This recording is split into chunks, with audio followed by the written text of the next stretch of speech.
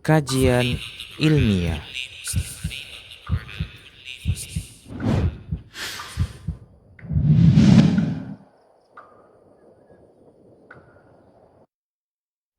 Baik, bismillahirrahmanirrahim. Assalamualaikum warahmatullahi wabarakatuh. Salam. Alhamdulillah wassalatu wassalamu ala rasulillah mabad. Para pemirsa Rosyad TV, juga para pendengar radio stream Medan Mengaji, kita kembali di program kita, program podcast Kaula Muda, dan kita tentunya masih senang sekali masih bisa membahas atau melanjutkan pembahasan kita tentang kaula muda yang ada di sekitar Nabi Muhammad SAW, dan sudah 11 sosok kaula muda yang kita hadirkan di podcast-podcast kita, dan itu bisa dicek kembali atau didengarkan kembali di YouTube-nya Medan Mengaji atau Rosyad TV, atau juga bisa mendengarkannya di Spotify atau platform media sosial kita yang lainnya. Dan hari ini kita akan menghadirkan kembali sosok kaula muda yang ada di sekitar Nabi Muhammad SAW yang akan kita bahas bersama guru kita yang sudah di studio. Tentunya ada guru kita Ustadz Muhammad Permana Hafizahullah Ta'ala, yang insya Allah dalam beberapa waktu ke depan akan kembali melanjutkan apa faedah-faedah yang bisa kita dengarkan, kita catat, kita amalkan tentunya di kehidupan kita sehari-hari terkait bagaimana biografi sosok yang hari ini kita bahas adalah Ja'far bin Abi Thalib radhiyallahu anhu. Dan kepada Ustadz kami persilakan Ustadz Ja'far bin Abi Thalib radhiyallahu anhu. Silakan Ustadz. Bismillah, assalamualaikum warahmatullahi wabarakatuh. Alhamdulillahi wa kafa. Wassalatu wassalamu ala nabiyil mustafa wa alihi wa ashabihi wa man tabi'ahum bi ihsanin ila yaumiddin wa ba'du. Para pemirsa Rosyad TV yang dimuliakan oleh Allah, para pendengar radio streaming Medan Mengaji yang dimuliakan oleh Allah. Kali ini kita akan membahas sosok di antara sahabat-sahabat yang ada di sekitar Nabi SAW, yang memang keislaman mereka, kebersamaannya dengan Rasulullah SAW ini memberikan pelajaran yang besar bagi kita, khususnya kaula muda dan secara umum ya kaum muslimin. Ya, yang akan kita bahas kali ini adalah Ja'far bin Abi Thalib. Nabi SAW mengatakan tentang Ja'far bin Abi Thalib, Ja'far terbang bersama malaikat di surga dengan 2 sayap. Dan ucapan Nabi SAW ini tentunya ada sebab, yang nanti akan kita sampaikan apa sebabnya, sampai pada akhirnya Nabi SAW menyebutkan tentang Ja'far di depan para sahabat, bahkan di depan anak-anak Ja'far bin Abi Thalib radhiyallahu ta'ala an. Nah, Ja'far bin Abi Thalib ini sahabat yang rupanya, ya, parasnya ini mirip dengan Nabi SAW. Ya, mirip dengan Nabi, akhlaknya, kemudian kelembutannya, kasih sayangnya. Dan beliau ini punya kedudukan yang istimewa. Yang pertama, beliau ini adalah sepupunya Nabi SAW. Bapaknya adalah Abu Thalib. Kemudian dia adalah abang dari Ali bin Abi Thalib. Jadi saudaranya ini adalah seorang khalifah nantinya. Nah, dia tumbuh dan dibesarkan oleh Abbas, pamannya, Abbas bin Abdul Muthalib. Karena memang kondisi ayahnya pada saat itu, yaitu Abu Thalib, ini miskin, sehingga sulit baginya untuk membesarkannya. Bahkan kita tahu bahwasanya Ali bin Abi Thalib juga ini diasuh oleh Rasulullah SAW.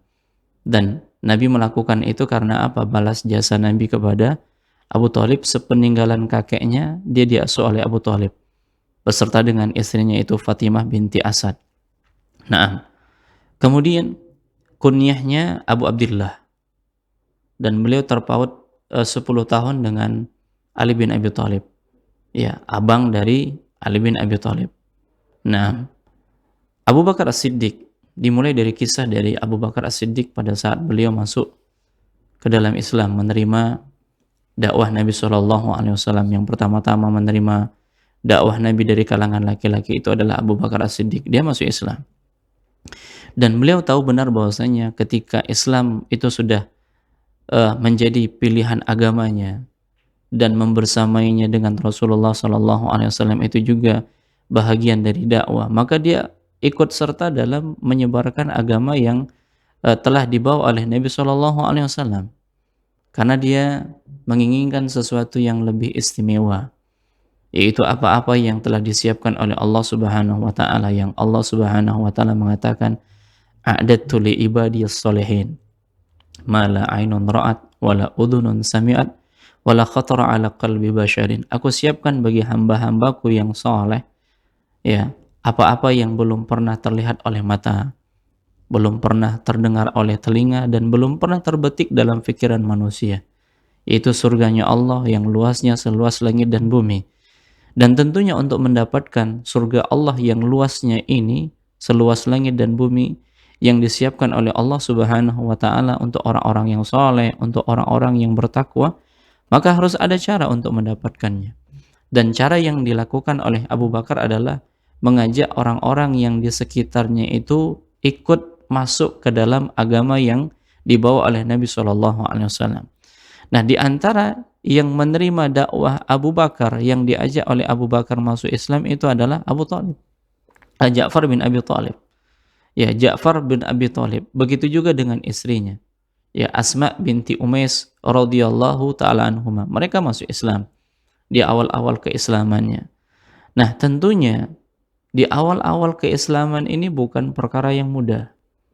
Mereka akan melalui rintangan-rintangan kehidupan ketika mereka sudah beriman kepada Allah Subhanahu wa taala dan Rasulnya sallallahu alaihi wasallam.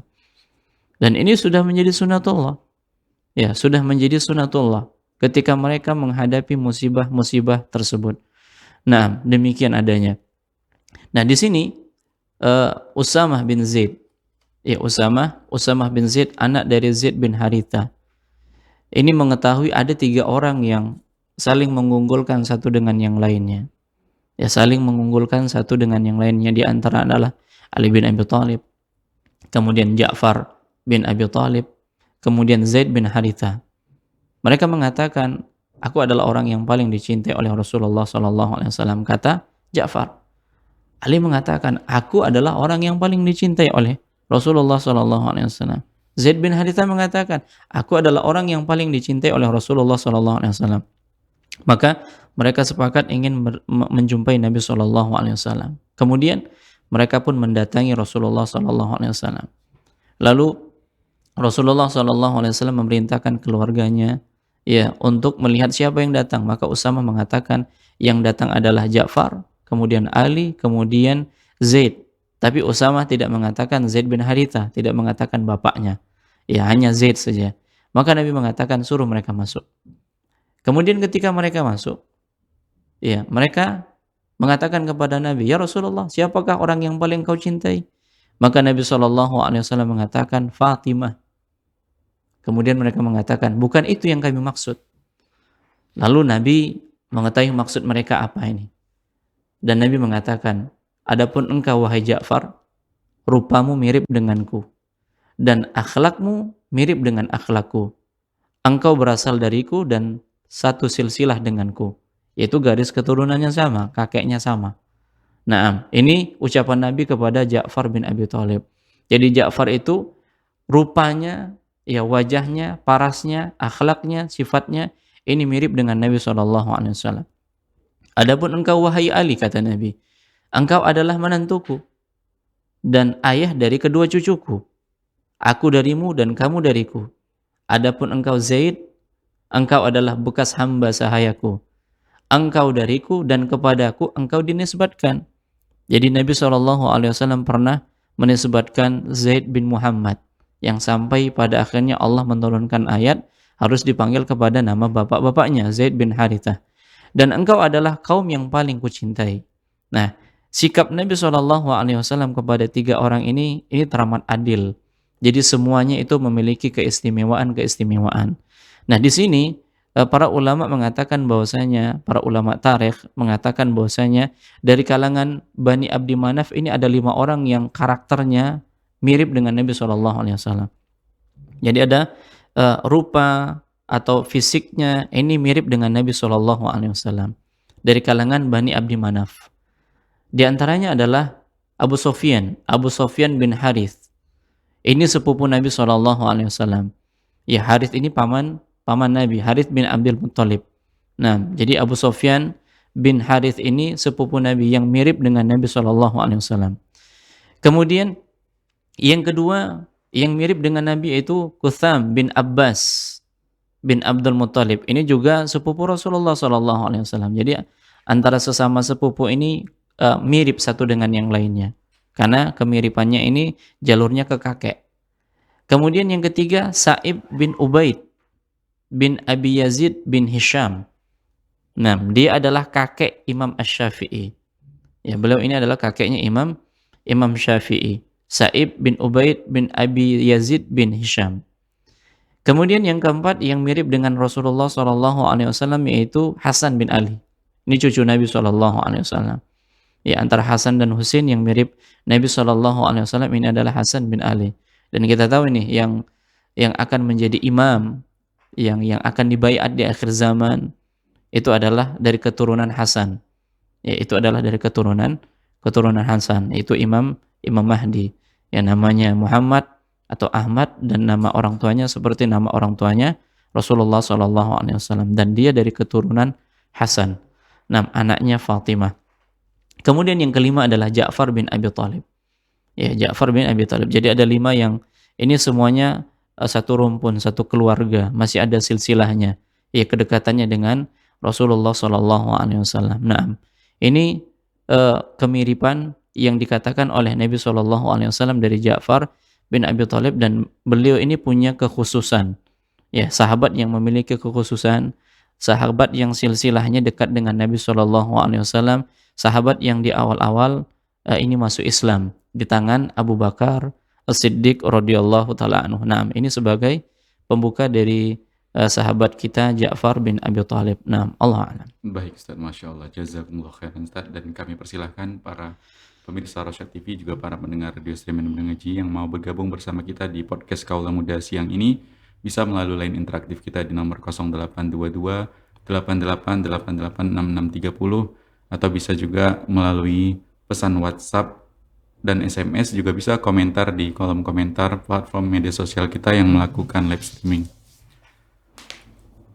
Baik Ustaz, menunggu pemirsa atau pendengar kita, mungkin dari kita Ustaz yang di studio, ini di segmen awal tadi kita menangkap ada dasar cinta dalam pendidikan Nabi ke murid-muridnya atau sahabat-sahabat atau orang-orang di sekitar beliau sallallahu alaihi wasallam gitu ya Ustaz. Nah, kalau ditarik ke dunia pendidikan kita Ustaz, apakah urgensi untuk memiliki rasa cinta ini kepada murid-murid itu dibutuhkan juga terlebih khusus ke kaula muda kita mungkin di tingkat SMP, SMA atau kuliah gitu Ustaz? Nah, di dalam pendidikan itu seorang guru bukan hanya sebatas dia mengajar, lebih dari itu. Jadi kalau hanya sebatas mengajar, prinsipnya setelah mengajar selesai, ya tidak ada kesibukan yang lain. Beda kalau seandainya dia punya karakter sebagai seorang pendidik. Ya, karakter seorang pendidik ini kan punya sifat-sifat lebih dari seorang guru gitu. Guru hanya sebatas mengajar. Ya, ketika bahan ajarnya sudah diselesaikan, dia selesai kegiatannya. Adapun seorang pendidik, dia akan lihat, mantau terus bagaimana kondisinya. Dan dalam pantauannya tersebut, ini dibutuhkan kasih sayang, kedekatan. Ya, agar apa? Agar memang materi yang disampaikan oleh sang guru itu benar-benar difahami. Kalau dia punya prinsip, yang penting saya mengajarkan, tahu nggak tahu, yang penting materi selesai. Dan dia tidak memahami bagaimana karakter anak-anaknya. Kasih sayangnya tidak ada. Ya, berbeda anak yang satu dengan anak yang lain. Butuh di sana perhatian lebih. Anak ini mungkin perhatiannya cukup karena mungkin dia adalah orang yang pintar misalnya, mudah di dalam memahami yang seperti ini. Atau yang dia butuh kasih sayang lebih, misalnya dia seorang anak yang orang tuanya sudah bercerai misalnya. Ya, atau dia seorang anak yatim misalnya, dia butuh kasih sayang. Nah, seterusnya. Nah, ketika seorang guru, seorang pendidik tidak memiliki sifat kasih sayang seperti ini, dia tidak akan berhasil untuk mendidik anak-anaknya menjadi lebih baik. Ya, di tingkat apapun dia. Ya, di tingkat apapun dia. Karena hal ini dicontohkan oleh Nabi kita SAW. Nabi SAW ketika berhadapan dengan anak-anak, beliau memposisikannya. Ketika berhadapan dengan pemuda, beliau memposisikannya. Ketika berhadapan dengan orang tua yang sebayanya, Rasulullah SAW memposisikannya. Tentunya kan tidak bisa kita memposisikan semuanya sama ini di dalam belajar, di dalam mengajar. Ya, contohnya kita berhadapan dengan anak-anak, anak TK, anak SD, anak SMP, ya SMA, kuliah, berhadapan dengan anak kuliah yang mahasiswa dengan anak SD, ini beda karakter seorang guru. Ya, kalau dia berhadapan dengan mahasiswa, ini dialog ketika terjadi ada masalah dan dia paham. Tapi ketika berhadapan dengan anak SD tidak sama, tidak bisa. Ya, makanya jiwa kasih sayang dia harus memiliki di dalam pendidikan. Kalau dia tidak memiliki, maka pada akhirnya bisa nggak bisa, tahu nggak tahu harus tahu. Kalau tidak dihukum dan seterusnya. Tidak seperti itu yang diajarkan oleh Nabi kita SAW. Nah, kita sudah mengulas nih kisah-kisah tentang siapa? Kisah-kisah tentang anak-anak kecil di kalangan para sahabat yang pada akhirnya mereka tumbuh menjadi pemuda yang tangguh. Ya, Zaid bin Thabit kita sudah ulas. Ya, kemudian Ibnu Umar, ya kemudian Usamah bin Zaid. Ini kan ketika di waktu kecil Nabi memberikan kasih sayang kepada mereka. Apa kasih sayang Nabi SAW kepada mereka? Mereka belum diizinkan Nabi untuk ikut perang. Ya, belum diikutkan oleh Nabi SAW dalam peperangan. Tetapi Nabi SAW melihat bakat-bakat mereka. Usamah bin Zaid punya bakat, Zaid bin Thabit punya bakat. Ya, sahabat-sahabat lagi yang lainnya punya bakat, dan bakat-bakat mereka ini tidak dibiarkan oleh Nabi SAW, sehingga mereka memposisikan, mereka berada di posisi yang memang sesuai dengan bakatnya.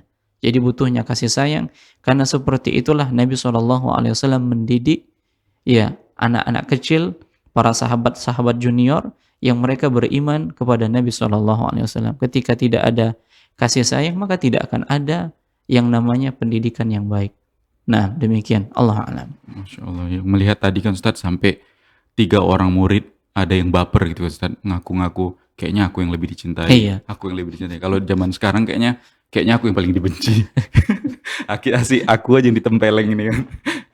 Nah. Berarti memang pendidikan itu tetap butuh cinta ya Ustadz. Nah, Selain mendistribusi ilmu kepada anak-anak kita, tetap dengan dirangkul gitu Ustadz. iya, kedekatan itu kan butuh kasih sayang. Orang-orang yang di sekitar kita, anak-anak didik kita misalnya, dia mau dekat dengan kita bukan hanya sebatas dia ngajar, tapi lebih dari itu, perhatian kita, ya kedekatan kita, kasih sayang dia, maka kasih sayang kita, makanya dia berani dekat.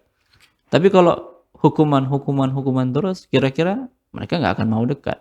Nah, demikian. Allah a'lam. Baik Ustaz, jazakumullah khairan Ustaz. Dan kita persilahkan para pendengar radio streaming dan mengaji, juga para pemirsa Rosyad TV yang mau bergabung bersama kita sebelum kita lanjutkan pembahasan terkait Ja'far bin Abi Thalib radhiyallahu anhu.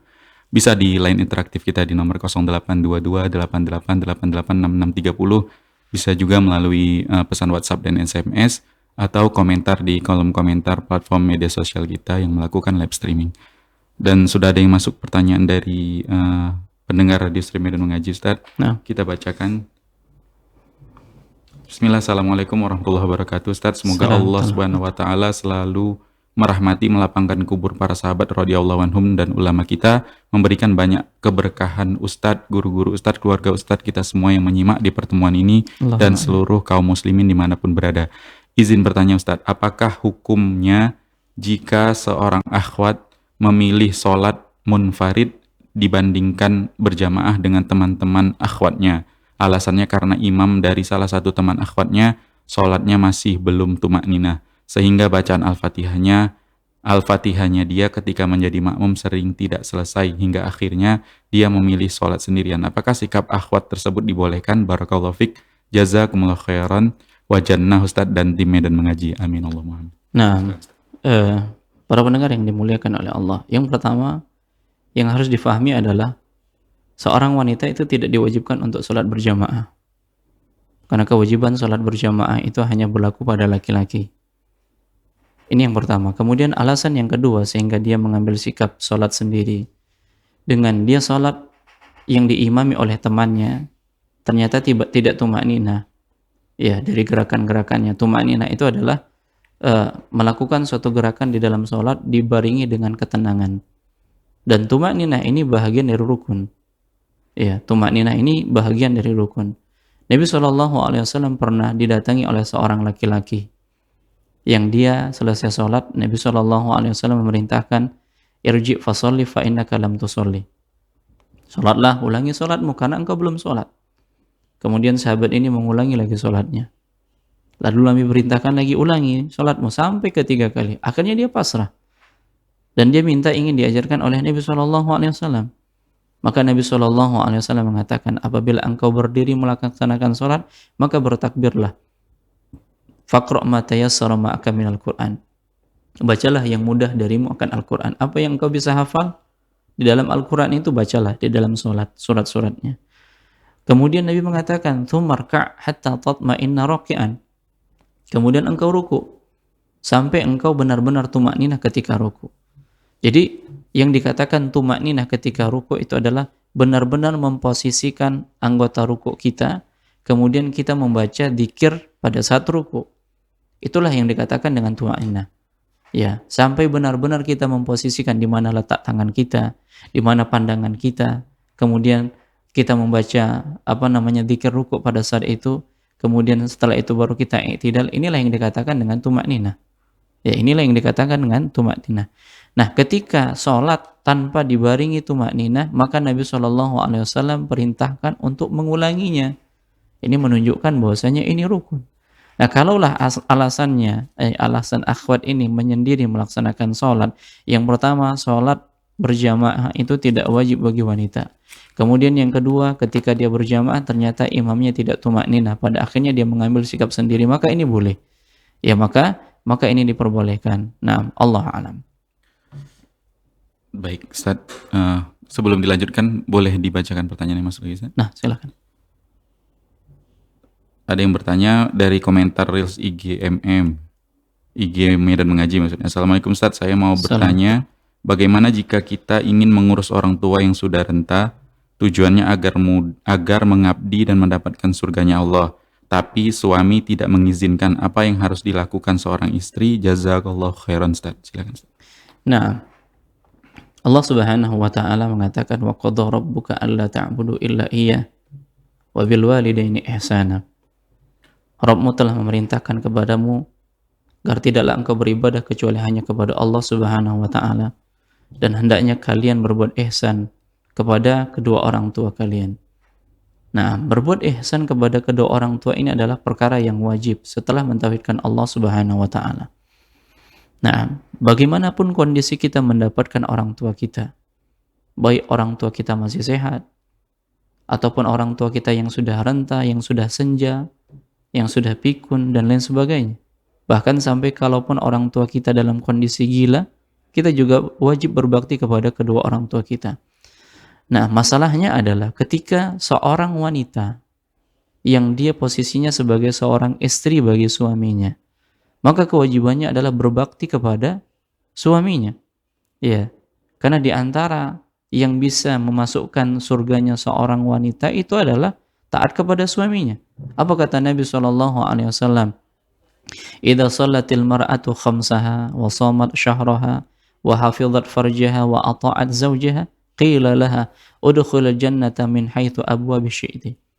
Apabila seorang wanita salat 5 waktu, berpuasa pada bulan Ramadan, menjaga kehormatan dirinya dan dia taat kepada suaminya, maka akan dikatakan kepadanya, masuk surgalah dari pintu mana saja yang engkau kehendaki. Jadi kalau dikatakan pengen masuk surga bagi seorang wanita yang sudah bersuami, maka 4 syarat ini. Ya, salat 5 waktu hendaknya dia jaga. Nah, jangan dia tunda-tunda pelaksanaan salat itu kalau tidak ada udzur. Nah, berpuasa pada bulan Ramadan. Nah, jangan dia tunda-tunda pengqadaan puasanya ketika ada puasa Ramadan itu yang tinggal karena haid misalnya. Kemudian yang ketiga adalah menjaga kehormatan dirinya. Yaitu hukum asal seorang wanita adalah berada di dalam rumah dalam rangka menjaga kehormatan dirinya. Nah, kalaupun dia harus keluar, maka dia akan menutup dirinya dengan menggunakan jilbab yang syar'i. Itulah cara dia menjaga kehormatan dirinya. Dan tidak gampang dia berkomunikasi dengan laki-laki yang bukan mahramnya, kecuali dalam kondisi yang memang dibutuhkan. Kemudian yang keempat, dia taat kepada suaminya. Dari sinilah seorang wanita ketika memenuhi 4 syarat ini, dia akan masuk surga dari pintu yang mana saja yang dia kehendaki. Ada 8 pintu. Silahkan dia masuk dari pintu mana saja. Nah, dan tidak disebutkan di dalam poin ini adalah berbakti kepada orang tuanya.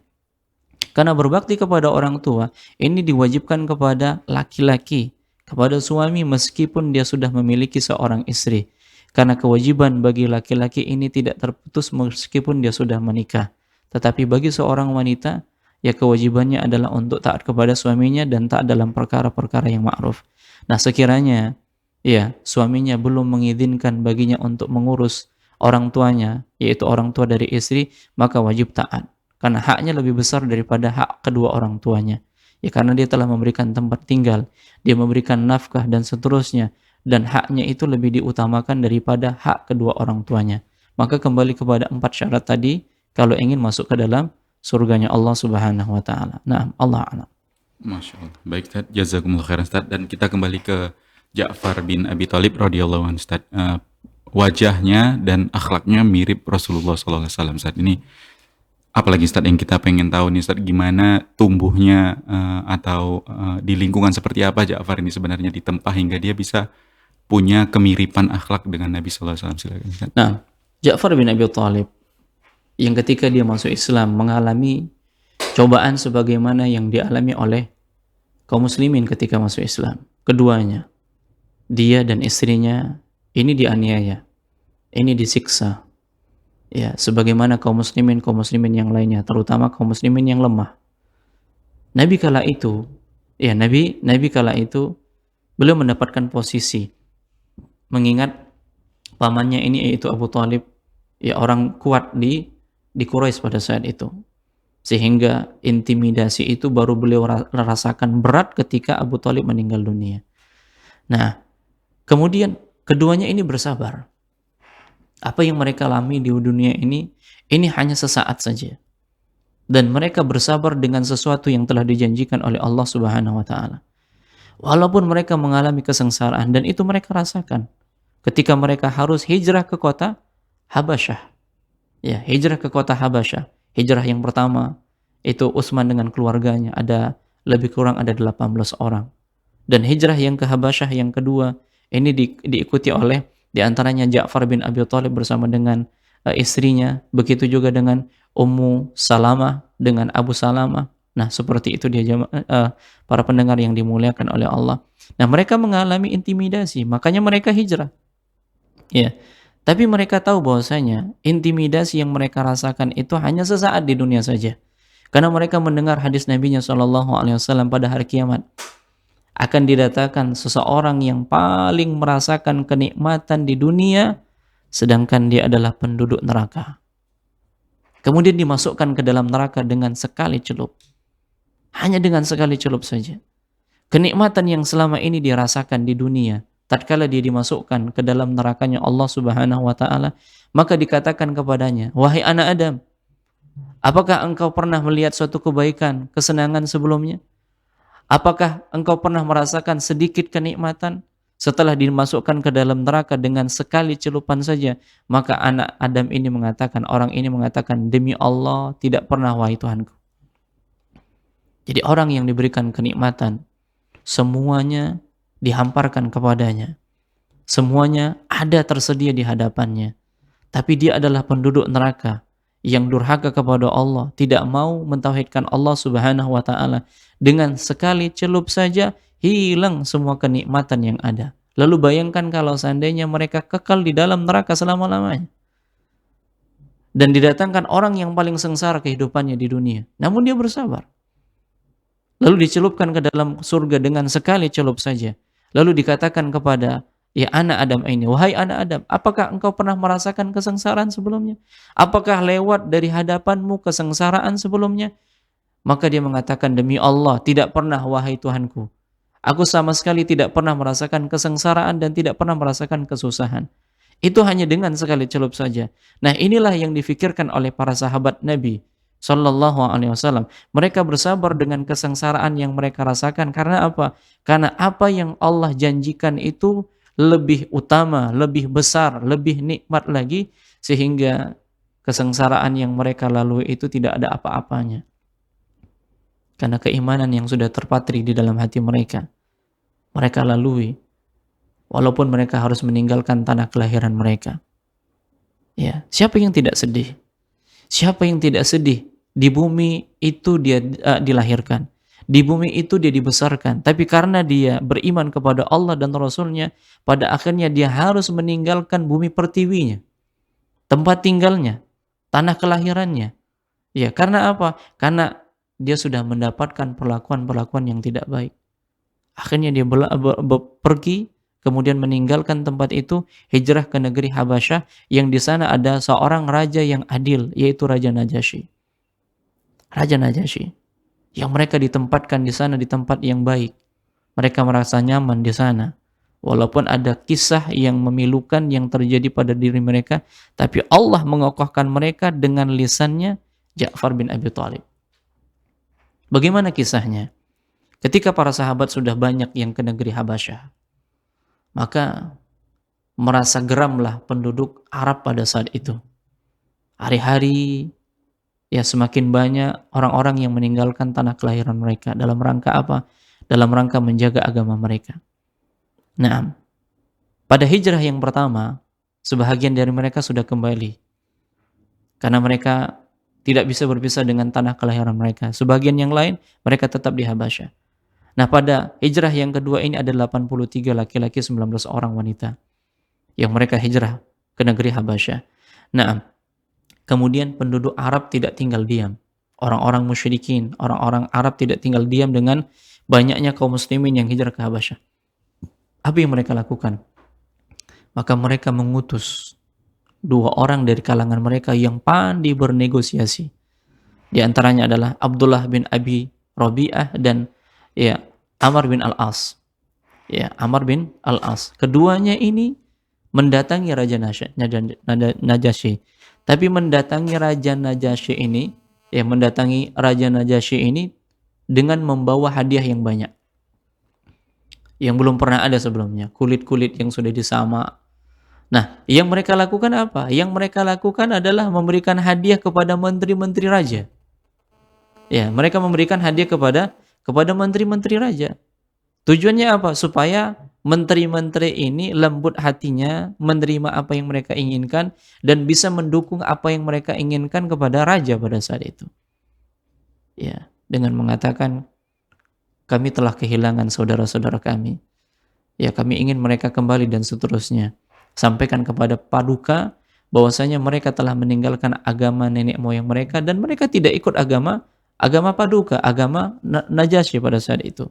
Nah, mereka sudah diberikan hadiah yang banyak. Dan tidak dipungkiri bahwasanya yang namanya hadiah ini bisa meluluhkan.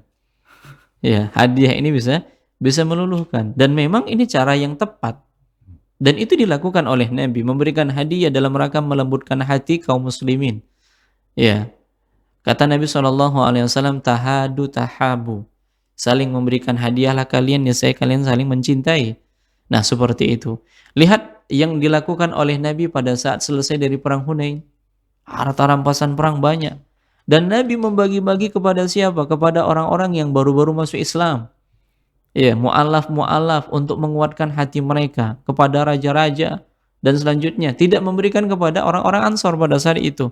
Sehingga muncul sesuatu dari hati orang-orang Ansor. Kenapa Nabi seperti itu?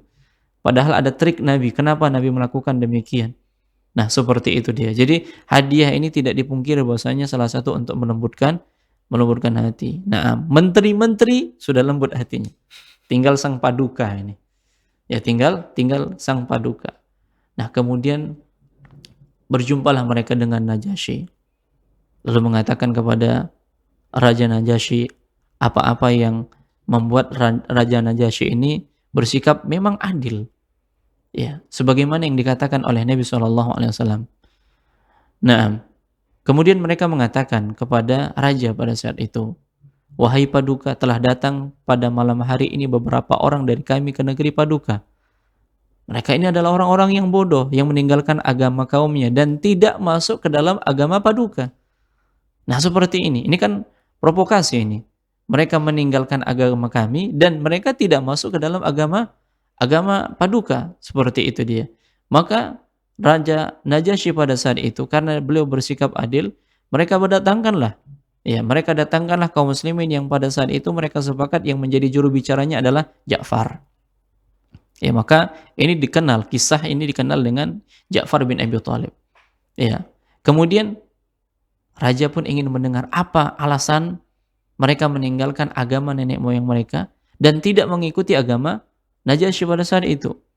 Nah, kemudian berbicaralah Ja'far pada saat itu, wahai paduka, dulu kami adalah kaum jahiliyah. Kami menyembah berhala, kami makan bangkai, melakukan kekejian, memutuskan tali silaturahmi dan seterusnya.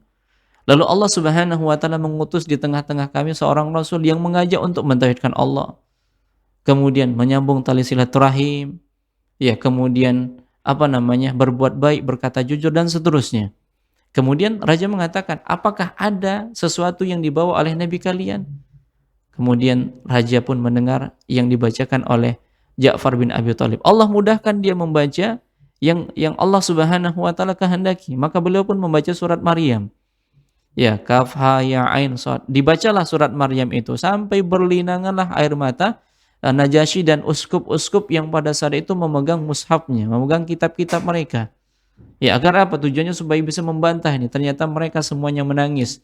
Akhirnya raja pun tidak mengizinkan ya orang-orang muslim itu dikembalikan kepada Arab.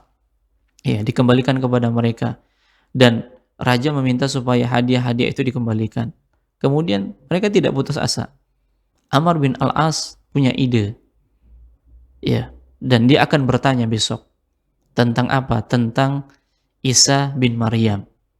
Ya, tentang Isa bin Maryam. Nah, apa perkataan mereka tentang Isa ini? Apakah perkataan mereka ini bakal menimbulkan kemarahan raja pada saat itu? Maka keesokannya dikumpulkan lagi. Ya, kemudian raja pun mengatakan sebagaimana yang mereka tanyakan. Ya, bagaimana pendapat kalian tentang dengan Isa? Bagaimana pendapat kalian tentang Isa? Demi Allah, kata Ja'far, ya, kami akan mengatakan sebagaimana yang Allah firmankan tentangnya dan apa yang Rasulullah kabarkan tentangnya walaupun apapun yang terjadi.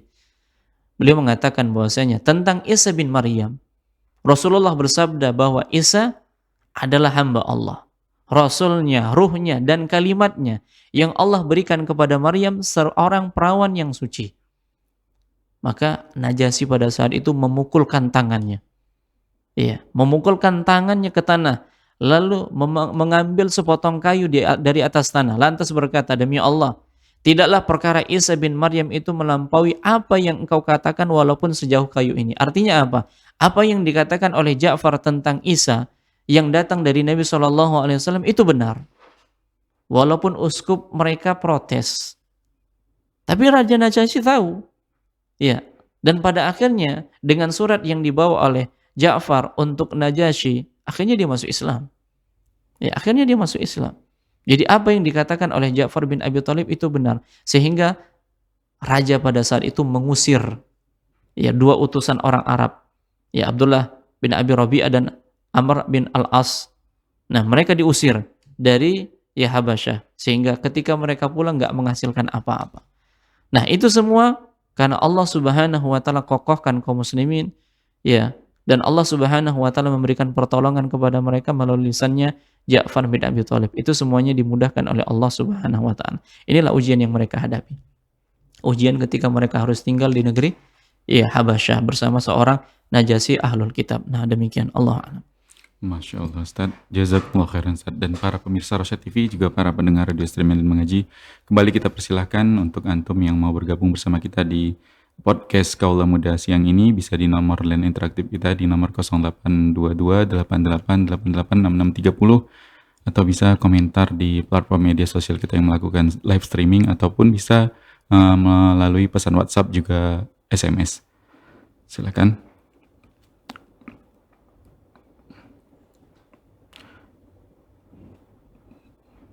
Baik, kita bacakan yang dari sini dulu, Ustaz. Hijrahnya para sahabat ke Habasah, apakah ini perintah dari Nabi atau ada persetujuan dari Nabi, atau memang keinginan para sahabat yang sudah tidak tahan dengan penyiksaan-penyiksaan? Dan kalau kita kaitkan dengan hijrahnya mungkin kaula muda saat ini kan juga mungkin bukan tanpa ujian gitu ya, Ustaz. Yeah. Mungkin datangnya dari keluarga sendiri, di rumah atau di lingkungan pergaulannya, apakah dia juga harus hijrah ke pondok pesantren gitu? Silakan Ustaz. Keluar rumahnya. Keluar rumah gitu Ustaz. Nah, adapun para sahabat tentunya ini mendapatkan izin dari Nabi. Mereka tidak tahu tempat di mana yang layak untuk menjaga agama mereka. Maka yang pertama-tama hijrah itu kan sedikit, hanya lebih kurang 18 orang saja.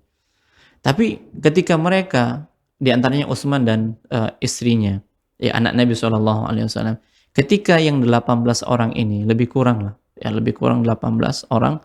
Nah, ketika mereka sudah hijrah, Nabi SAW memerintahkan mereka untuk menjaga agama mereka, pindah dari Makkah ke Habasyah. Nah, pada saat itu mereka mendengar bahwasanya penduduk Madinah sudah masuk Islam. Apa sebab? Karena pada saat Nabi SAW sholat di hadapan Ka'bah, beliau membaca surat An-Najm. Nah, di ujung surat An-Najm itu ada ayat sajadah. Nah, pada ayat sajadah itu Nabi SAW memang memperdengarkan bacaannya di sisi orang-orang Arab yang mereka mendengar bacaan Nabi SAW. Mereka biasa kumpul di Rukun Yamani atau di Hijr Ismail, mereka kumpul di sana. Nabi sholat, mereka lihat. Nabi membaca, mereka dengar. Ketika Nabi sujud, maka mereka terbawa. Apa yang dilakukan oleh Nabi, mereka lakukan. Mereka nggak sadar melakukan sujud itu. Ya karena mengikuti Nabi SAW. Nah, ternyata berita inilah yang sampai ke telinga mereka. Pada akhirnya mereka pun kembali lagi ke Makkah. Ternyata ketika mereka sudah berada di pinggiran Makkah, beritanya tidak demikian. Karena sudah saking rindunya dengan keluarga mereka, akhirnya sebagian mereka yang sudah kadung pulang ke Makkah, mereka masuk dengan cara diam-diam. Kemudian sebagian yang lain itu tetap kembali ke Habasyah. Nah, pada periode yang kedua, yang banyak jumlahnya, Nabi perintahkan tetap ke sana. Jadi tidak ada tempat yang lain, belum ada tempat pada saat itu yang bisa menampung. Dan tentunya Nabi tahu di sana ada raja yang adil, ini kan tentunya dengan wahyu dari Allah. Ya Allah Subhanahu wa taala yang menyampaikan kepada Nabinya SAW. Nah, seperti itu. Bahkan Nabi hijrah ke Madinah itu pun atas perintah Allah. Ya, Nabi hijrah ke Madinah itu atas perintah Allah Subhanahu wa taala. Kalau Allah belum perintahkan, Nabi nggak berangkat. Para sahabat sudah berangkat. Ya, para sahabat sudah berangkat. Jadi ada pilihan yang lain, ada tempat yang lain selain Habasyah. Ternyata Madinah sudah diizinkan. Kenapa? Karena di sana sudah banyak kaum musliminnya. Nah, pada saat Abu Bakar hendak bergerak, Nabi memerintahkan untuk menahan diri. Karena apa? Karena Rasulullah belum mendapatkan izin dari Allah Subhanahu wa taala. Nah, ketika sudah dapat izin, barulah Rasulullah dan Abu Bakar berangkat ke Madinah pada saat itu. Lalu bagaimana dengan anak muda sekarang, kaula muda sekarang ketika mereka hijrah? Ya, apakah mereka harus keluar dari rumah orang tuanya? Jawabannya tidak. Jawabannya tidak. Kewajibannya adalah terus belajar dan berusaha untuk mempelajari bagaimana cara berdakwah kepada orang tua. Dan nggak ada cara yang tepat untuk berdakwah kepada orang tua kecuali dengan akhlak dan adab. Ya, semakin dia memahami agama ini, maka semakin dia mengerti ketika berhadapan dengan orang tuanya. Nah, karena orang tua itu nggak butuh dalil. Walaupun terkadang di dalam menyampaikan dakwah itu butuh disampaikannya dalil. Tapi yang namanya orang tua, kesehariannya itu dia lihat, dari dia bangun sampai dia tidur kembali, orang tua lihat, ternyata kalau tidak ada perubahan baiknya, maka mungkin ini jadi ya bulanan-bulanan orang tua. Ya, akan menjadi caci maki orang tua. Untuk apa ngaji tapi seperti ini? Ya, untuk apa pergi pengajian kalau seperti ini akhlaknya? Nah, dan seterusnya. Jadi, hendaknya ketika berhadapan dengan orang tua itu, yang kita tampakkan pertama kali tatkala kita hijrah adalah bersabar, kemudian berakhlak. Ya, beradab di hadapan mereka. Lebih tunduk, lebih taat lagi. Ya, adapun perkara-perkara yang mungkar yang mereka perintahkan kepada kita, maka kita sikapi dengan bijak. Ya, kita sampaikan. Ya, kita sampaikan hujahnya. Dan jangan lupa senantiasa berdoa kepada Allah Subhanahu wa taala agar Allah mengokohkan kita dan memberikan hidayah kepada orang tua kita yang belum mendapatkannya. Nah, demikian, bukan ujung-ujungnya ya nyiapkan baju kemudian kabur dari rumah. Ini nampak bahwasanya adab kepada orang tua semakin bermasalah kalau seperti ini. Yang biasanya ujung-ujungnya kabur dari orang tua itu yang punya masalah. Yang punya masalah dengan orang tua kan seperti itu. Kita nggak ada masalah. Masalahnya apa? Apa yang kita pahami sekarang ini yang benar, sementara kebiasaan orang tua itu yang belum tepat. Dan kita akan berbenturan dengan itu. Bagaimana sikap kita? Nah, itulah kewajiban kita, terus bersabar, benahi diri, kemudian konsultasi kepada orang-orang yang sudah merasakan pahit getirnya, asam garamnya dengan kondisi-kondisi seperti itu supaya dia mendapatkan ilmu-ilmu yang baru berhadapan dengan orang tua itu bagaimana. Nah, demikian. Allah a'lam. Baik Ustaz, Masya Allah, jazakumullah khairan Ustaz. Dan para pemirsa Rosyad TV juga pendengar radio stream dan mengaji, kita persilahkan jika ada yang mau bergabung bersama kita di podcast Kaula Muda hari ini, silahkan. Jika sudah ada yang tersambung, kita persilahkan. Ya, Assalamualaikum. Waalaikumsalam warahmatullahi wabarakatuh. Dengan Ibu siapa di mana Ibu? Ya, dengan Ina di Jambi. Ibu Ina di Jambi. Silakan pertanyaannya Ibu. Ya, Assalamualaikum Ustaz. Waalaikumsalam warahmatullahi wabarakatuh. Ya, silakan Bu. Ya, ini saya mau bertanya tentang perihal saudara yang tidak menerima tentang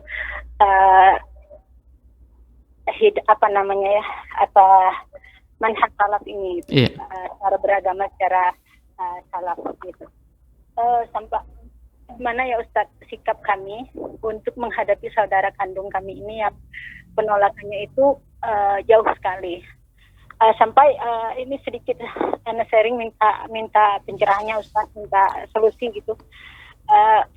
Anak gadisnya, anak punya keponakannya anak gadis dari kakak kandung anak, jadi dia mau berhijrah untuk menjalani agama bermanhaj salaf ini. Ternyata dilarang keras sama orang tuanya. Kalau untuk belajar ke agama ke sana boleh, hijrahnya Quran aja yang dipelajari, katanya tahsin aja, seperti itulah. Kalau untuk kajian-kajian dari bahasan kajian kitab atau kajian ustaz-ustaznya tidak usah diikuti, seperti itu Ustaz. Sampai putri kakak anak itu sudah pernah ta'aruf beberapa kali dengan orang yang bermanhaj salaf. Sampai penolakan dari kakak anak itu alasannya syar'i, alasannya tidak syar'i, penolakannya karena laki-laki itu ingin menikah sama putrinya secara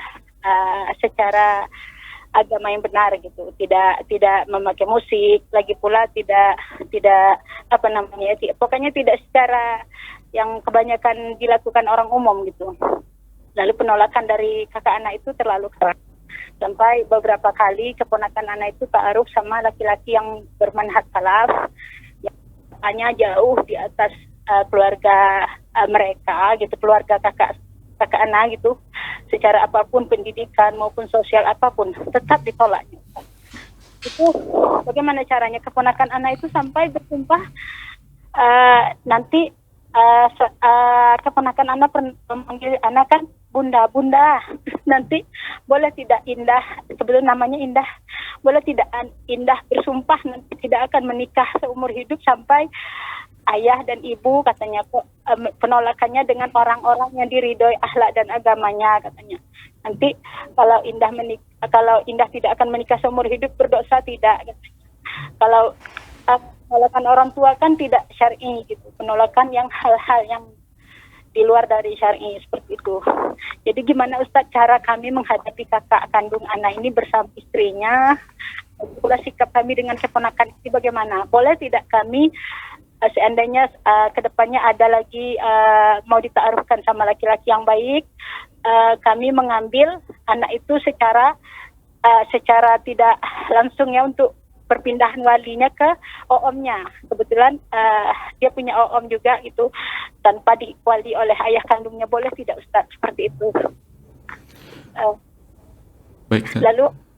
Lalu untuk ini lagi Ustaz, sikap kami dengan kakak bagaimana? Kami sudah menjalinkan ajaran agama, menjalinkan silaturahim dengan beliau, kami kunjungi, kami berdakwah secara bilhal, kami masukkan sedikit-sedikit yang kami dapatkan di ajaran agama yang bermanhajkan salaf ini, tapi tetap aja kedua suami istri itu tidak menerima gitu. Lalu bagaimana? Apakah kami berdosa untuk menjauh dari keluarga kakak anak itu Ustaz? Sekian Ustaz untuk pertanyaan Anda, mohon solusinya Ustaz. Assalamualaikum. Waalaikumsalam warahmatullahi. Baik, silakan Ustaz. Yang pertama, semoga Allah Subhanahu wa taala memberikan kemudahan setiap urusan, setiap langkah yang diambil oleh keluarga dalam menjalankan agama ini dengan benar, berada di atas agama Nabi kita Muhammad sallallahu alaihi wasallam. Nah, ada beberapa hal yang harus kita perhatikan dalam kondisi yang sudah disampaikan tadi. Nah, semua usaha sudah dilakukan. Pendekatan, kemudian silaturahim, kemudian menyampaikan hujah-hujah mungkin, tapi tetap saja ada penolakan di sana. Ya, ada saja penolakan di sana. Dan penolakan-penolakan ini sudah menjadi lumrah dan kita katakan sunatullah. Tidak semua orang yang kita ajak itu mau menerima, terutama ketika kita berdakwah di kalangan keluarga kita sendiri. Lihat Nabi SAW yang berat, yang teramat berat pertentangannya itu dari keluarganya, Abu Lahab, pamannya sendiri. Ya, pamannya sendiri. Dan dari kerabat-kerabat yang lain, begitu keras pertentangannya terhadap Rasulullah SAW. Walaupun mungkin kita tidak sesabarnya Nabi SAW. Iya. Walaupun mungkin ujian kita tidak sama dengan ujian Nabi kita SAW. Karena seseorang itu akan diuji sesuai dengan kadar keimanannya. Inna asyaddan nasi bala'an al-anbiya thumma al-amthal fal-amthal. Sesungguhnya manusia yang paling berat ujiannya itu adalah para nabi dan yang semisal dengannya. Dan seseorang itu diuji sesuai dengan kadar keimanannya. Nah, yang kita hadapi di sini adalah ya keluarga kita. Sampai penolakannya begitu keras. Mungkin yang pertama yang harus kita lakukan, kita cari tahu apa yang menyebabkan dia menolak. Apa hal? Ya, adakah syubhat-syubhat yang masuk ke dalam benaknya? Ya, atau adakah pemahaman yang memang berat dia tinggalkan dengan hujah-hujah yang kita sampaikan? Nah, seperti itu. Ini butuh dialog. Ya, ini butuh dialog. Apa yang dia tidak senang dari diri kita? Ya, pemahamannya, keyakinannya, dan seterusnya. Nah, seperti itu. Kalaulah memang kita bisa menjawab dengan sikap bijak, ya dengan kelembutan, ya dengan cara-cara yang baik, maka jawablah. Kalau memang ada syubhat-syubhat yang masuk ke dalam diri mereka. Kemudian yang kedua, jangan berputus asa dari rahmat Allah Subhanahu wa taala. Lakukanlah banyak doa kepada Allah Subhanahu wa taala. Dan doa ini adalah senjatanya orang-orang yang beriman. Dan kita tidak tahu suatu keajaiban yang terjadi dengan doa-doa yang kita panjatkan kepada Allah Subhanahu wa taala. Para nabi dan rasul dan orang-orang soleh ini tidak melupakan doa-doa mereka kepada Allah Subhanahu wa taala. Mungkin kita mengatakan, "Ustaz, saya sudah berulang berdoa tapi tetap saja belum nampak ada perubahan." Nah, kita katakan Allah Subhanahu wa taala lebih senang mendengarkan doa-doa kita. Dan kita tidak tahu bagaimana pengkabulan doa kita oleh Allah Subhanahu wa taala. Mungkin ya pekan depan, tahun depan, kita tidak mengetahuinya. Tapi yakinlah yang namanya doa itu akan ada waktu pengkabulannya dari Allah Subhanahu wa taala. Teruslah meminta kepada Allah Subhanahu wa taala. Ya, terus menyampaikan dakwah dan jangan pernah kita anggap remeh dengan adanya hadiah-hadiah sebagaimana yang kita sebutkan tadi. Ya, ini muamalah yang baik. Ya, kita berikan kepadanya apa yang dia inginkan. Selagi kita masih bisa mengusahakannya, kita usahakannya. Nah, untuk mengambil hatinya. Yang tidak lain ini adalah agar dia menerima apa yang kita sampaikan. Minimal terima dulu. Kalaupun memang dia tidak mau ikut, minimal mereka yang menerima apa yang kita sampaikan. Nah, seperti itu. Biarlah Allah yang pada akhirnya nanti ya menjadikan mereka ya menerima, kemudian ya mudah-mudahan mereka juga mendapatkan hidayah. Mereka juga ikut serta dengan kita. Nah, berapa banyak orang yang terlalu benci dengan dakwah ini, tapi akhirnya dia adalah orang yang membela kita di dalam menyampaikan dakwah ini.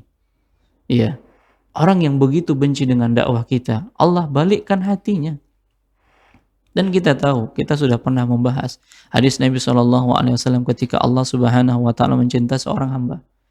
Ketika Allah telah mencintai seorang hamba, maka pada akhirnya orang-orang yang membenci itu akan mencintai dia karena Allah telah mencintainya. Ya, berusahalah kita mencari kecintaan Allah Subhanahu wa taala. Doa, hadiah. Kemudian ya sampaikan untuk keponakan kita agar bersabar dulu. Jangan dia bersumpah dengan demikian. Banyak berdoa kepada Allah Subhanahu wa taala. Ya, semoga Allah Subhanahu wa taala memberikan kemudahan.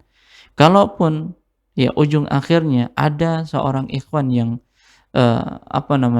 hendak menikah dengan keponakan ibu, dan memang sudah ada kecocokan, sementara berulang-ulang ditolak, dikhawatirkan nanti akan terjadi fitnah dan bencana yang besar bagi si wanita, maka dalam kondisi seperti itu para ulama membolehkan diwakilkan dengan wali yang lain.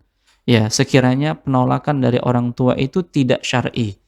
Ya, sekiranya penolakan dari orang tua itu tidak syar'i. Jadi orang tua kandungnya ini menolak dengan cara yang tidak syar'i, maka dalam hal ini boleh diwakilkan dengan wali yang lain. Ya, kalau tidak ada wali yang lain, maka diserahkan kepada ya penguasa pada saat itu, ya yang bertanggung jawab dalam urusan itu. Namun kita tetap berdoa kepada Allah Subhanahu wa taala. Jangan putus asa. Teruslah berdoa kepada Allah Subhanahu wa taala. Kemudian sampaikan kepada keponakan untuk senantiasa bersabar. Wasta'inu bis-sabri was-shalah. Minta tolonglah kepada Allah Subhanahu wa taala dengan sabar dan salat. Mudah-mudahan dengan cara itu ya orang tuanya bisa dapat hidayah. Kita berharap orang tuanya diberikan hidayah oleh Allah Subhanahu wa taala, kemudian anaknya segera mendapatkan ya pasangan yang sesuai ya di atas agama Nabi sallallahu alaihi wasallam. Nah, Allah a'lam. Baik Ustaz, jazakumullah khairan Ustaz. Dan boleh satu lagi Ustaz, Nah. pertanyaannya sudah ada masuk Ustaz ke WhatsApp-nya Medan Mengaji. Assalamualaikum Ustaz, mau Assalamualaikum. bertanya gimana cara supaya orang tua saya yang laki-laki rajin sholatnya? Kadang orang tua saya tahan tidur 1 harian. Kadang saya udah capek membilanginya Ustaz. Apa yang saya harus lakukan Ustaz? Jazakallah khairan Ustaz. Silakan. Nah, bagaimana cara agar orang tua itu sholat? Ya, sholat berjamaah ke masjid misalnya. Ataupun minimal sholat di rumah. Kan seperti itu. Sudah capek berulang-ulang. Ya mungkin juga orang tua mengalami hal yang sama. Masalahnya di sini adalah, alhamdulillah Allah berikan kita hidayah yang Allah belum berikan kepada orang tua kita. Nah, coba terapkan seperti ini. Bagaimana? Belikan sarung yang terbaik untuk orang tua. Belikan pakaian sholat yang terbaik untuk orang tua. Dan sampaikan kepadanya, ya agar apa? Agar pakaian itu, sarung itu digunakan untuk sholat. Ya bagaimana sikapnya? Mudah-mudahan lembut dan dia mau sholat. Ya, jadi terkadang anak itu di dalam menyampaikan dakwah kepada orang tua, ya sedikit keluar modal lah. Ya harus keluar modal. Apa yang disukai? Sarung misalnya, atau celana misalnya. Sepeda sekali Iya, Ustaz. bisa juga seperti itu. Ya kemudian lobenya, pecinya, siapkan alat-alat perlengkapan sholatnya. Ya, kemudian puji ketika dia sudah memakai seperti itu. Ya, kita anggap seperti anak-anak yang ketika dia dipujikan dia semangat. Awalnya seperti itu untuk menumbuhkan keikhlasan, untuk menumbuhkan kesadaran. Ini harus dipaksa atau harus dipuji. Awalnya seperti itu. Nah, lama-kelamaan dengan pemberian-pemberian kita tadinya seperti itu, yang kita mungkin punya gaji, kita kasih gaji kita untuk orang tua kita, untuk ayah kita, dan mudah-mudahan seperti itu mereka mau. Ya, lagi-lagi doa jangan dilupakan. Ya, doa jangan dilupakan. Jadi ketika sudah diberikan hadiah tadi, kemudian diingatkan, Pak, apakah sudah dipakai sarungnya untuk salat? Ya, bajunya diingatkan dia, jangan disuruh tapi diingatkan. Ya, sudah nggak dipakai. Ya, kalau dikatakan sudah, mau lagi, ya berarti kan harus banyak jenis sarungnya, jenis bajunya, kan seperti itu. Dengan seperti itu dia akan semangat. Oh, ternyata si anak ini perhatian dengan orang tuanya. Nah, demikian. Jadi dengan kata lain, sedikit banyaknya kita harus mengeluarkan modal untuk dakwah. Nah, demikian. Allah a'lam. Masya Allah. Berbeda dengan modalnya Ja'far bin Abi Thalib tadi Ustaz, sedikit kita tangkap. Beliau radhiyallahu anhu berdakwah di depan raja dan para menteri ini Ustaz. Naam. Dan ini memang ada skill atau tata cara tersendiri dari syariat kita Ustaz. Ya. Ini salah satu keistimewaannya. Keistimewaan yang tidak semua diberikan oleh Allah Subhanahu wa taala kepada orang-orang. Ya, bisa berbicara di hadapan orang dengan perkataan yang baik. Ini anugerah dari Allah Subhanahu wa taala. Makanya yang namanya dakwah itu apa yang memang kita miliki, apa yang memang kita kuasai, apa yang memang kita bisa. Dan tentunya apa yang disampaikan oleh Ja'far ini kan didasari dengan ilmu terlebih dahulu. Dia dapat ilmu dari Nabi, dapat pengajaran dari Nabi SAW. Jadi hujah yang disampaikan itu memang benar. Ya, bukan hanya sebatas dia berbicara, tetapi memang hujah yang disampaikan kepada para raja, para menteri ini benar. Ilmu yang mereka tidak pungkiri dan mereka juga membaca di dalam kitab-kitab mereka seperti itu. Tapi kalau seandainya yang disampaikan oleh Ja'far ini tidak sesuai, pasti bakal marah ini. Ya, raja bakal marah walaupun dia menyampaikan dengan bahasa-bahasa yang baik. Maka lihatlah dari Amr bin Al-As dan temannya, ya Abdullah bin Abi Rabi'ah, kan mereka bahasanya bagus nih. Bahasanya bagus, tapi karena memang datanya, ya data di lapangan ternyata yang benar adalah Ja'far bin Abi Thalib, maka raja yang adil yang sudah dapat rekomendasi dari Nabi SAW berpihak kepada keadilan. Ya, berpihak kepada keadilan. Jadi lagi-lagi kelihayan itu, kemahiran itu didasari dengan ilmu. Ya, didasari dengan ilmu. Nah, demikian. Ya, mungkin terkadang ada orang yang pintar berbicara tapi ilmunya tidak ada. Ya, ilmunya tidak ada. Berujung apa? Kalau seandainya yang disampaikannya benar, itu kebaikan bagi dirinya. Tapi kalau yang disampaikan ini salah, ini bisa menyesatkan orang lain, itu keburukan bagi dirinya. Maka modalnya adalah ilmu. Demikian. Allah a'lam. Baik Ustaz, dan Ustaz kita qadarullah terbatas waktu di pertemuan ini Ustaz. Iya. Mungkin jika masih ada yang terkait dari faedah yang mau disampaikan terkait Ja'far bin Abi Thalib radhiyallahu anhu, silakan Ustaz, atau sekaligus penutup di segmen kali ini, silakan Ustaz. Ya, tadi kita sudah sampaikan bahwasanya Nabi SAW mengatakan bahwasanya Ja'far terbang di dalam surga dengan kedua sayapnya. Ini perkataan Nabi SAW. Tentunya ada sebab. Walaupun mungkin secara singkat kita sampaikan sebabnya kenapa, ya. Dan ini penting. Dan ini penting. Nah, ketika di tahun ke-7 Hijriyah, Ja'far dan kaum muslimin itu ya dari Habasyah ke Madinah. Sudah 10 tahun mereka di Habasyah bersama dengan Najasyi pada saat itu, dan Najasyi sudah meninggal dunia. Ya, ketika Najasyi sudah meninggal dunia, Nabi SAW menyampaikan yang demikian. Maka sampailah Ja'far dengan kaum muslimin yang lain dengan menggunakan perahu sampai ke Madinah. Dan kala itu Nabi SAW baru selesai menaklukkan Khaybar pada saat itu di tahun ke-7 Hijriyah. Nah, di tahun itu pula lah Nabi SAW melaksanakan Umratul Qadha. Ya, umrah yang pernah gagal dilaksanakan oleh Nabi SAW. Nah, sebelumnya tatkala Ja'far sampai di Madinah pada saat itu, Nabi gembira. Dan Nabi mengatakan, sungguh, aku tidak tahu kegembiraan itu karena apa. Apakah karena kedatangan Ja'far ataukah kemenangan kaum muslimin. Ya, Ja'far tiba, kaum muslimin menang dalam perang Khaybar. Nah, ketika mereka melaksanakan umrah, terjadilah perbincangan di antara kaum muslimin. Bahwasanya mereka cerita kepada Ja'far, perang Badar, perang Uhud, kemudian perang Khandaq, perang Khaybar. Yang namanya jiwa seorang muslim itu pengen jihad. Iya, itu pengen jihad. Karena di Habasyah nggak pernah jihad. Belum ada jihad yang dilakukan oleh Ja'far pada saat itu. Nah, sehingga ternyata Allah Subhanahu wa taala takdirkan di tahun yang sama, di tahun ke-8.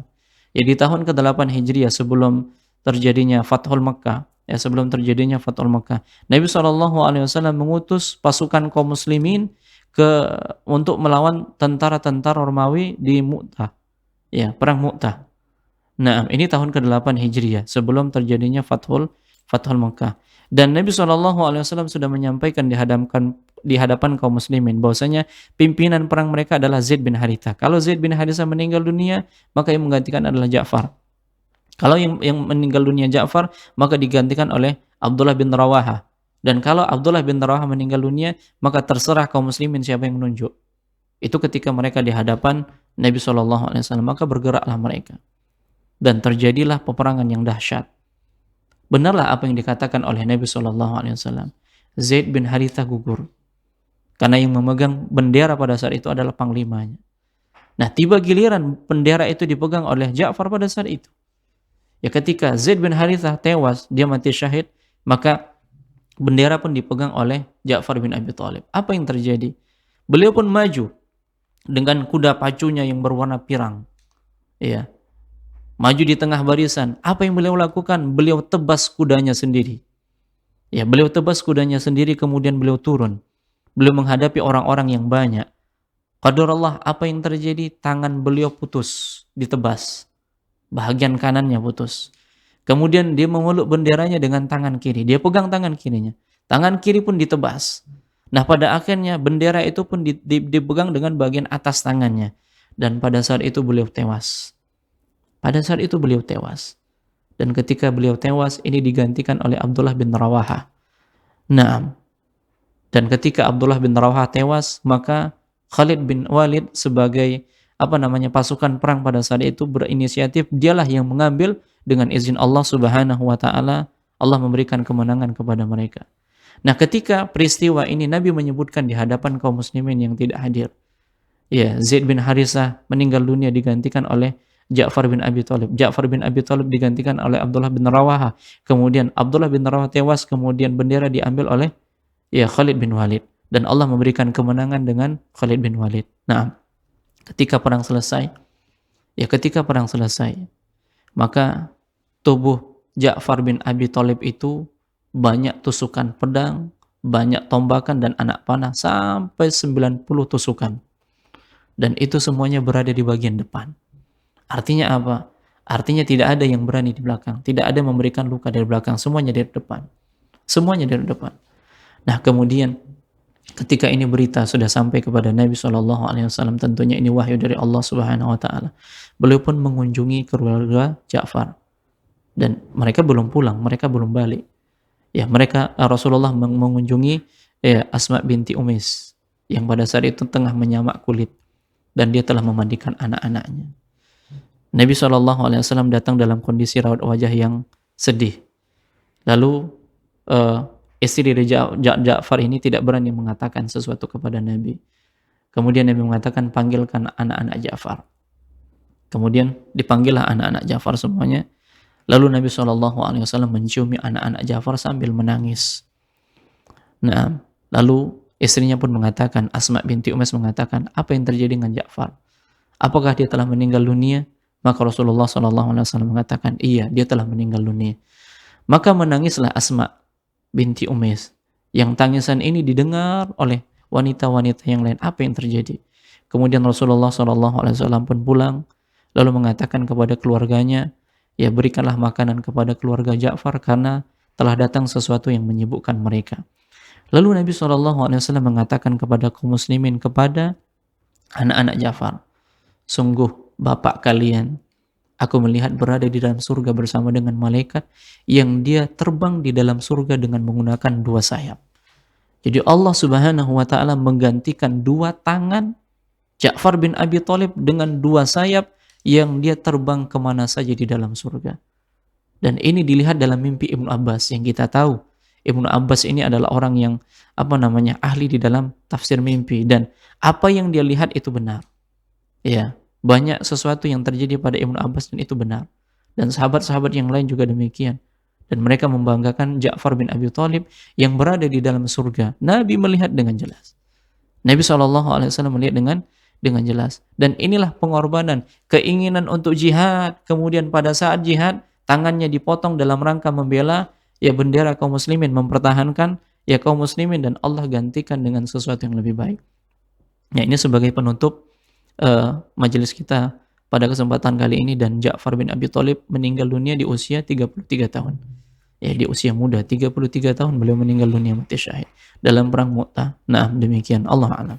Baik Ustaz, jazakumullah khairan Ustaz, dan para pemirsa Rosyad TV juga para pendengar radio streaming dan mengaji, kita cukupkan pertemuan kita kali ini, dan mudah-mudahan kita bisa ketemu lagi di pertemuan selanjutnya masih di podcast Kaula Muda, dan kita masih akan menghadirkan sosok-sosok kaula muda yang ada di sekitar Nabi Muhammad SAW yang bisa kita menjadikan teladan untuk kita gali, kita cari tahu informasi tentang kaula muda yang ada di sekitar Nabi Muhammad SAW untuk kita teladani, untuk kita contoh di kehidupan kita sehari-hari. Baik, itu saja mewakili kru yang bertugas kami pamit, dan kami mohon maaf jika masih ada yang belum bisa kita beri kesempatan, dan mudah-mudahan di kesempatan berikutnya.